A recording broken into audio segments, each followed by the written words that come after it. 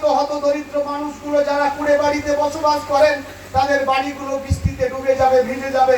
আর আজকের দিনে দাঁড়িয়ে ভারতবর্ষের যিনি বলেন আমি যশস্বী প্রধানমন্ত্রী, সেই যশস্বী প্রধানমন্ত্রী বাংলার 11 লক্ষ বাড়ি বানানোর জন্য বন্ড হয়ে গেল। আপনারা হয়তো 10 টাকা স্ট্যাম্প পেপারে লিখে দিয়েছিলেন যে আমি বাড়ি পাওয়ার রেজিস্ট্রেশনের 1 মাসের মধ্যে বাড়ি বানাবো। আপনারা বাড়ি ভেঙে নিয়ে হয়তো ত্রিপলের চালা বানিয়ে আছেন, এই বৃষ্টিতে আপনি ভিজবেন, কিন্তু আপনার জন্য নরেন্দ্র মোদী আপনার বাড়িটা দিল না, প্রধানমন্ত্রী আবাস যোজনার বাড়িটা দিল না।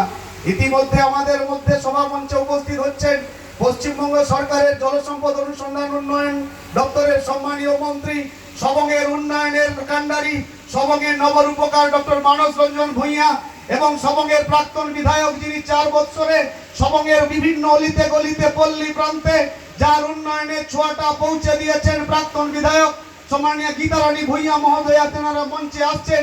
আপনারা করতালির মধ্যে দিয়ে স্বাগত জানান, অভিবাদন জানান। আপনাদের উষ্ণ আহ্বানে সাড়া দিয়ে উপস্থিত হয়েছেন যিনি বিনিদ্র রাত্রি সবংবাসীর কাছে উন্নয়নের কথা ভাবেন, সবংবাসী ধ্যান আর জ্ঞান, যিনি আমেরিকাতেও থেকে সবংয়ের কথা ভাবেন আর যিনি কলকাতাতেও থেকে সবংয়ের মানুষের কথা ভাবেন।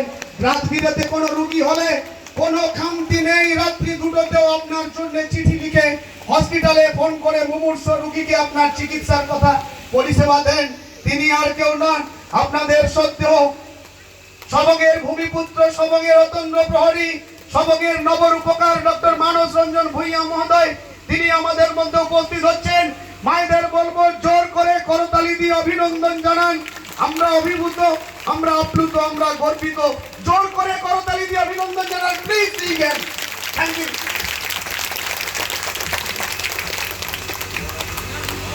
আমি তাই আপনাদের কাছে যে কথা বলতেছিলাম, আজকে মায়েরা বলুন, যে পার্টিটা কোনো উন্নয়ন করতে পারলো না তাদেরকে বিশ্বাস করেছিলেন আপনারা।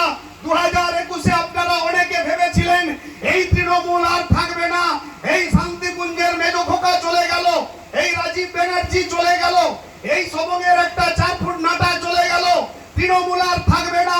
সেদিন অনেকে দিকভ্রান্ত হয়ে বিজেপিতে ভোট দিয়েছিলেন। সবংয়ের রূপকার ডক্টর মানস রঞ্জন ভূঁইয়া মহোদয়কে আপনারা ভোট দেননি। ভোট আপনি না দিতে পারেন, কিন্তু উন্নয়নটা পৌঁছে গিয়েছে।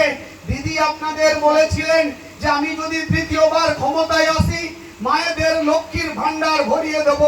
অনেক মায়েরা বিশ্বাস করেছেন, অনেক মায়েরা বিশ্বাস করতে পারেননি।